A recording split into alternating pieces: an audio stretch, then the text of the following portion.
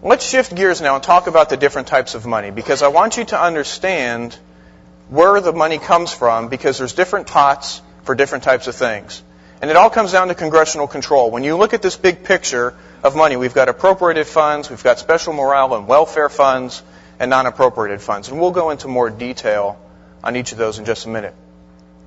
But what you need to understand when we look at appropriated funds is we're talking about what we learned in 6th grade or 7th grade civics class, and that is power of the purse and separation of power.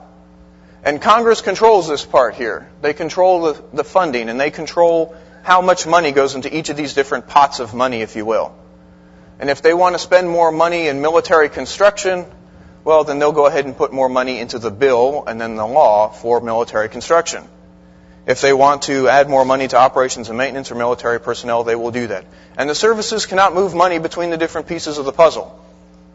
So what's this mean to you? Well, you need to understand that depending on what you want to buy, you need to have the right type of money. If you want to buy aircraft, you need to have aircraft money.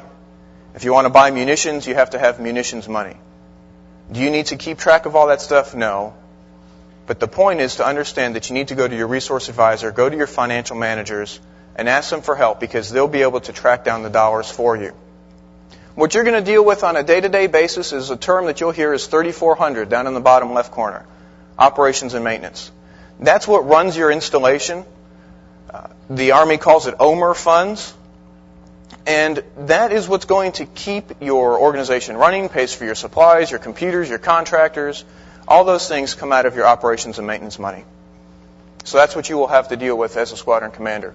Military personnel, obviously that's important because that's our payroll, but that is centrally managed at the Air Staff. And all the services have it centrally managed up at the Pentagon. It's something that you don't need to worry about. The pot of money is out there and someone else is managing it for you. So what can you buy with appropriated funds? And this is really the important takeaway for you from this lecture. You can buy civilian pay. Obviously, that's what's going to come out of your appropriated dollars. You need to be able to pay for your civilians. Training and travel, another valid expense. Your support, your supplies, your equipment, those types of things are normal operations and maintenance. You need those things to run your organization. Trophies and plaques. Now, this is kind of tricky. And for the Air Force, we're talking about stuff that's in the AFI 36 series. We're talking the Lance Sijon Award, Air Force Supply Officer of the Year. Things that are specifically in those Air Force instructions, you can buy plaques and trophies for those types of awards. If it's the, gee, you're a snappy dresser in my squadron for this week award, appropriated funds is not the place you're looking for it.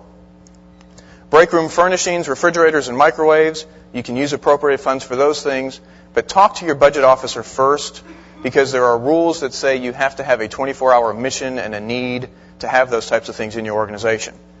If you're only open from 9 to 5 and then you go home, then you don't need to have a break room for employees that are working swing shift and night shift. Now, I will tell you that most organizations already have these things in them. We don't know how they showed up. They just showed up there, and we're not going to ask the question. And then miscellaneous contracts. That's the other thing. If you've got a contract, maybe, like the security guards that are guarding your installation, that's another valid source of appropriated funds. We can certainly pay for that way. Some of the gray areas, and it's important to understand that there are gray areas. Fiscal law is not a black and white type thing. There are a lot of gray areas. And for those of you that really have a passion for fiscal law, or you're just really boring at parties, there's a great 5-day class that the Army offers on fiscal law that you can talk to one of your lawyers about, and they'll tell you how to get to it. But some of the things that are kind of questionable when it comes to spending your squadron dollars, or even your major command dollars or your air staff dollars, are mementos. Usually only the wing commander can do those, and there's a special law that says wing commanders can buy those coins. Business cards. You can't go out and buy business cards from Vista Print or Office Depot or one of those places. However, you can use your equipment in your organization to print business cards. So there's a little bit of a gray area there. Clothing or coins for recognition programs. Again, coins is an issue. Check with your budget officer. Whatever service you're in, check with your financial manager. And the reason why coins are an issue is because back in about 2001, there was a GAO audit, and they came out to the CENTCOM AOR, and they said, let's look at all the stuff that we're buying for the global war on terror. Well, the audit didn't go really well. They found a $20,000 cappuccino machine. It was a nice cappuccino machine, apparently. They found cowboy hats, which are fun, but probably not necessary to kill bad guys with. Inflatable palm trees, which in the desert one has to ask why you couldn't just use a regular palm tree. Sumo wrestling suits. Yeah. And they found a few coins just scattered around the AOR around the tune of $2 million. That's a lot of coins. That doesn't look really good on 60 Minutes when you present that to the public. And so coins have become an issue of contention. So before you buy coins, unless you're paying with them out of your pocket, or your squadron booster fund, or your chief's group is pitching in money, or your CGO council, if it's not a nonprofit organization or your pocket paying for it, ask your budget officer before you buy coins. Clothing, organizational and athletic clothing. Again, this is another big issue. You cannot go out and buy T-shirts for your folks using appropriated dollars.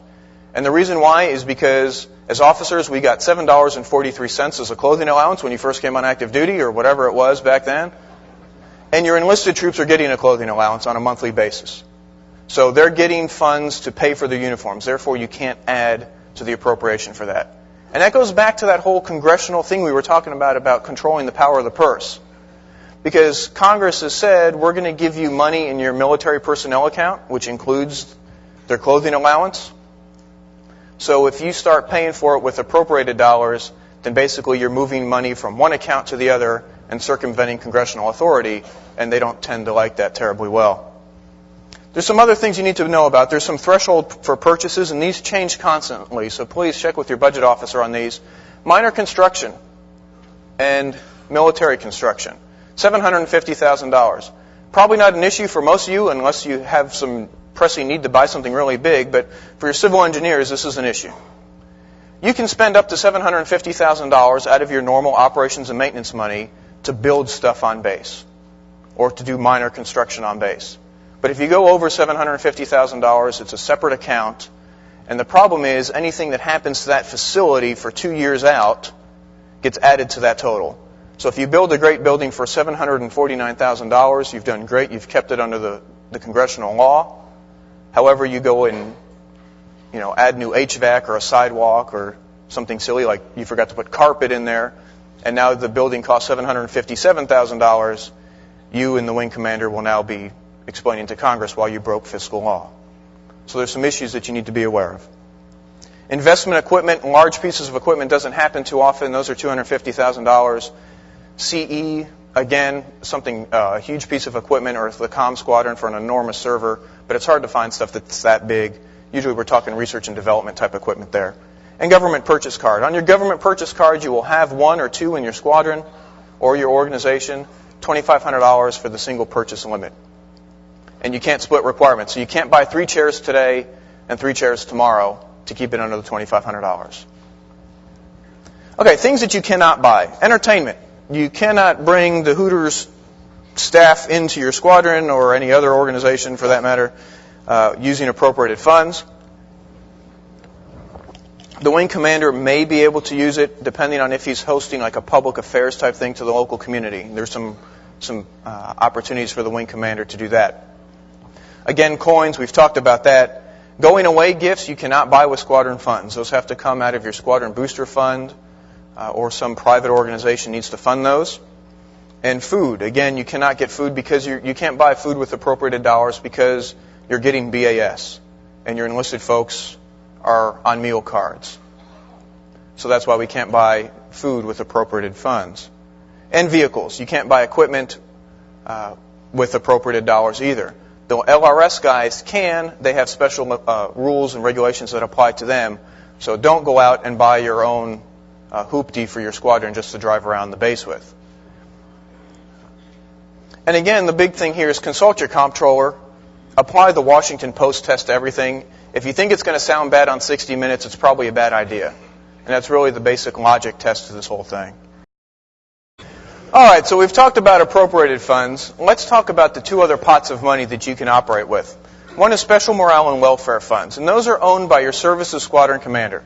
So check with those folks, because every base will have different rules and limits for how much you can get for special morale and welfare funds.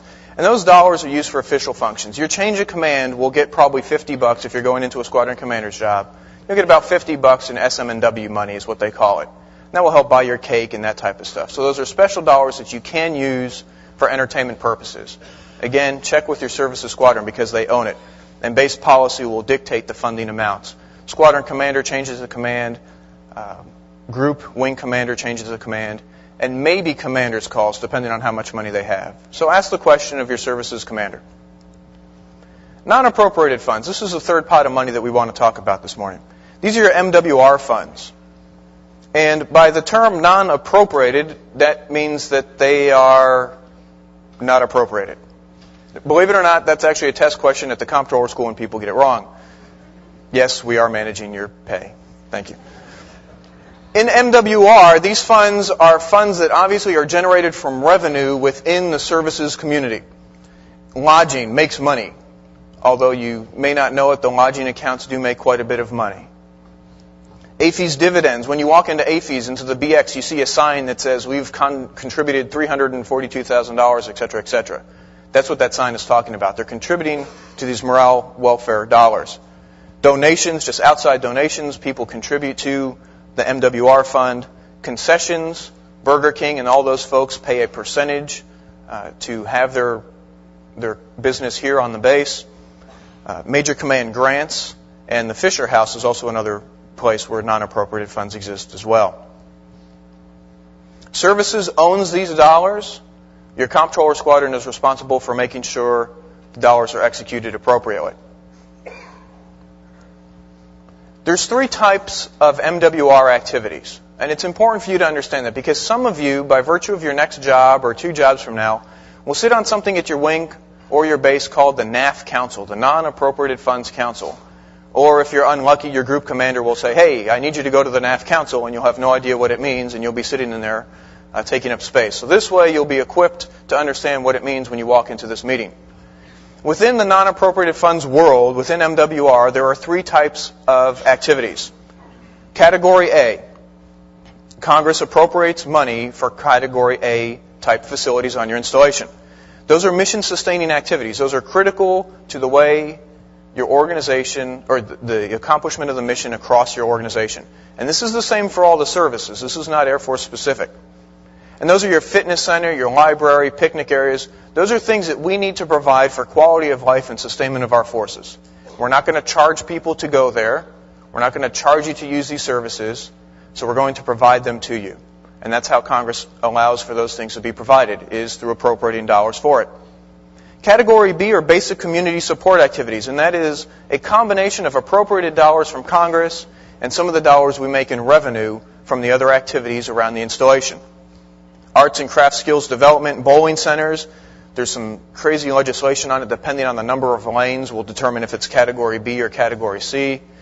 The Child Development Center, again, it's supported partly by revenue and partly by Congress, and your outdoor rec. And the goal for Category B is we want them to be funded at least 50% by appropriated funds. And then last but not least are our activities that generate revenue, our Category C facilities, and those are your golf courses, your officers club, your aero club, and those are funded at 100% non-appropriated funds. They live and breathe off of revenue and making a profit. And you say, how can the club make a profit? And that's a valid question because in most installations, unless they're overseas and have slot machines, they do not. At Little Rock, the last year that I was there, the Officers Club, after restructuring and making some major changes in personnel and the way they had employees come in and work and employee benefits, they managed to turn a negative $125,000 loss for the year. Now think about a $125,000 loss and how that relates to other sources of where that revenue could be used to help the organization or to help the installation. So help support the club, because I will tell you it does have a direct impact on your organizations because it's pulling money out of these MWR accounts because most of them are not profitable. And that's why you've seen a lot of clubs consolidate and you've seen them become all enlisted or all ranks clubs because they just can't turn a profit. So why do we still have them? Well, that's an organizational inertia and cultural issue that I don't have time to talk about, and it's a completely different lecture.